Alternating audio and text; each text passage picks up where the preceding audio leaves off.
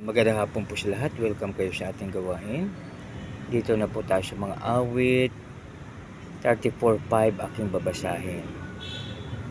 Nagalak ang aping umasa sa kanya, pagkat di nabigo ang pag-asa nila. Purihin nawa ang Diyos sa pagbasa ng kanyang salita. Mga kaibigan, nagalak ang aping umasa sa kanya, pagkat di nabibigo ang pag-asa nila. Mga kaibigan, pag tayo ay sa ating Panginoon, walang kabiguan.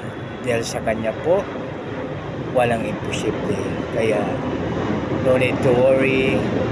Ano man ang ating sitwasyon, ano man ang ating pinalalagyan, saan man po tayo, no need to worry. No? Hindi po tayo dapat ma-stress. So, bakit po? Dahil umpisa natin sa 3. Ang kadakilaan niya ay ihayag at ang ngalan niya ay purihin ng lahat. Ang aking dalangin, dininig ng Diyos, inalis sa akin ang lahat kong takot. Sa 5,